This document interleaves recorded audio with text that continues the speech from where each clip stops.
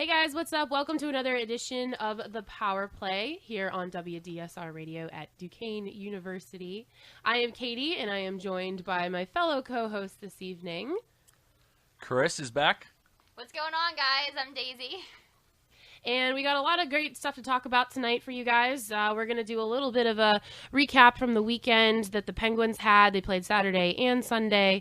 It hasn't really been too long since our last show. We broadcasted to you guys on Friday, so not a whole lot of updates, but the ones that we do have are pretty significant. Last week we talked about if the playoffs were to start now, where everyone would stand, and wouldn't you know it, there are already two teams, one in the West and one in the East, that have clinched playoff spots already. So to get started, let's talk a little bit about the Penguins and their games this past weekend. They played it was Tampa Bay on Saturday and St. Louis on Sunday, and Tampa Bay did pretty well, bounced back, held their own, but Sunday was a little bit of a different story, but still a hard-fought game. So let's start with Saturday. What did you guys think? Did you watch the game at all on Saturday? I did. I thought the Pens played sort of reasonable, pretty good hockey. Unfortunately, on Sunday, that was just a good game against St. Louis. That was two playoff contenders playing each other.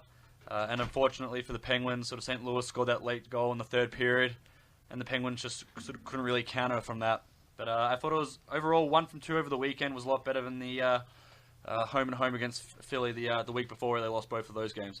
That was actually the day that I was down in Washington, D.C., and as we discussed on Friday, I don't know how I completely forgot, or if I did mention it, that I wasn't going to be able to watch, but that's one of my favorite matchups, because that was like the first Penguin game I ever attended, and I didn't get to see it, and I heard Malkin was on fire, that he finally had something to prove after everyone kind of assumed he was in this slump after losing in the Olympics, being in Russia, and him playing for Russia, that kind of slump that everyone thought he was going to fall into coming back to the NHL. But I heard he was on fire. I saw a lot of good things about that, and Malkin being on fire and having something to prove is never a bad thing.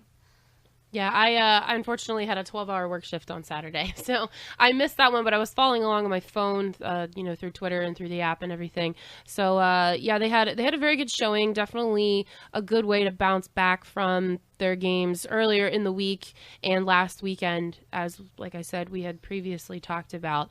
And,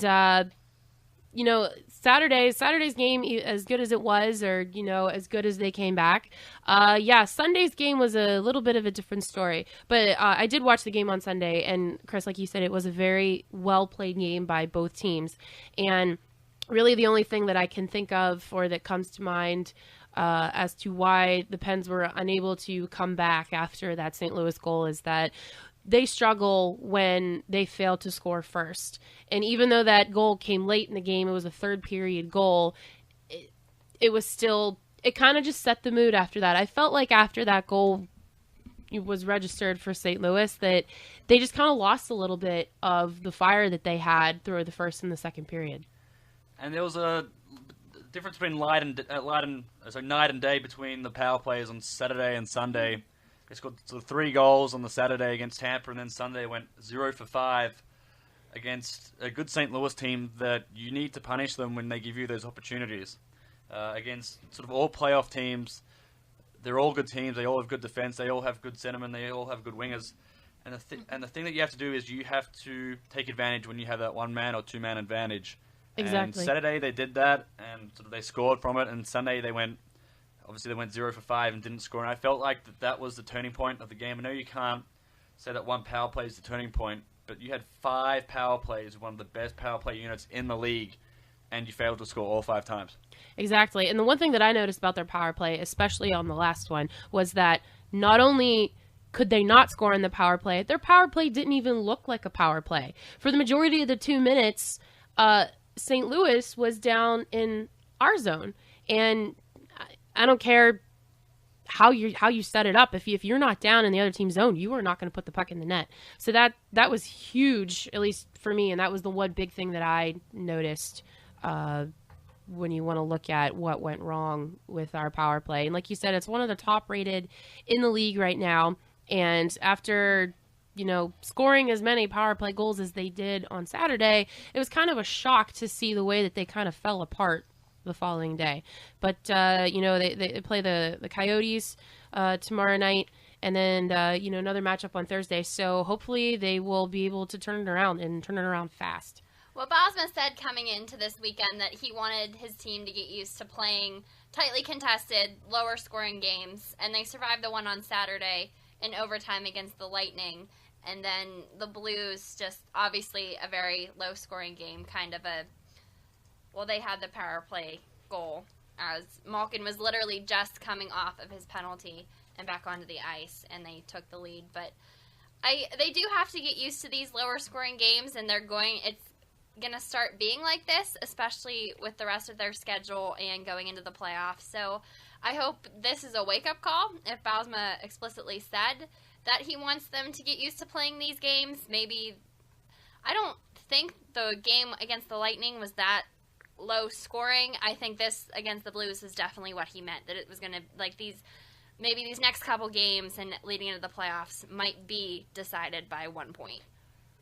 Yeah, no, I totally agree. One goal difference between both games, but just the manner of play was vastly different between Saturday and Sunday. One thing which impressed me was St. Louis's ability to get in front of the Penguins' shots and sort of the sacrifice. They had 25 blocked shots on Sunday's game, and that's something which Boston did against Pittsburgh last year in the playoffs, is that they're a good shot-blocking team. And I know it's very hard to sort of get shots on net when the players are willing to sacrifice themselves, but that's one thing which you see against the good teams that play against Pittsburgh, that they know that Pittsburgh's going to have the ability to put 30 to 40 shots on net a game, but they put their body in front of it to sort of ease it. Sort of Elliott played well on Sunday, and he faced 25 less shots than he would have if those players weren't willing to sacrifice their bodies. That's true. Elliott did play a very strong game. I was very impressed by that, not just because he had a shutout, but as well as he did play, like you said, defense was huge in that game for both teams, but I guess more so for St. Louis. And the way that they played on Sunday is the reason why they are one of the teams that has already clinched a spot in the postseason. So they're going to keep rolling the way that they are. I'd say they have a very good chance of going very deep in the playoffs this year. And if we are going to go ahead and step away from the Penguins for a second and go look around the league for the games that are happening right now, the Coyotes, who the Penguins play tomorrow, are up 2-0 at the end of the first on the Rangers. The Kings, I believe, are beating Philly 1-0 at the end of the first. The Habs are beating Boston with 9:05 left to go in the first. And Winnipeg and Dallas and San Jose and the Flames are coming up at 8:30. What do you guys think about those games right now? Especially with Phoenix and the Penguins coming up tomorrow. Boston, not that far into their game, but they're down. Well, it's the second time they've been down in the last, I think it was 26 periods that they've been trailing. And as far as the Pens are concerned, that's the number one game of the night that you have to focus on. Is sort of Boston's currently up by, I think it's 6 points in the standings. And a team's getting confidence. We all saw Chicago last year when they started off with 28 games with at least 1 point. And I feel like that Boston team's going to keep moving that confidence along. And that Montreal team is a team that always seems to have Boston's edge. I know they've beaten them 2 out of 3 times this year, so it's going to be interesting to see if Boston can hold them off in that game. Boston is actually looking for its 13th consecutive win tonight in this game against the Habs. Yeah, and that just kind of goes along with the whole storyline of the Bruins this season. They have been an absolute dominating force out there, especially recently. And, with them being the other team in the league that has already earned a playoff spot, they completely deserve it. And they're one of those teams where they can be down by a goal or two, and then they can still come back. So, like you said, it's still early in the game, only about halfway through the first period, but I foresee at least 1 or 2 Bruins goals tonight. It should be an interesting game. And if we're going to go ahead and be talking about Boston, one of their games this week is against Chicago. So that's going to be a game to watch this week, especially with those 2 teams. It is. And I know I'm looking at sort of a very possible, or not possible, but a strange scenario is that Chicago and Pittsburgh are currently tied on points.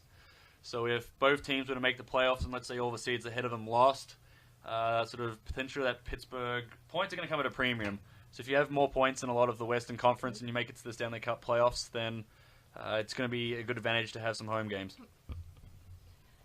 And we are going to go ahead and take our first short break, but if you're interested in statistics and kind of an interesting fact, Boston is currently at a 12-game streak, and the record is currently held to a streak of 17 games by the 92-93 Penguins. But we're going to go ahead and step away for a second. If you're not following us on Twitter, we've been live tweeting during the show, and we are at ThePowerPlay14. We are Daisy, Chris, and Katie for WDSR, and we'll be right back.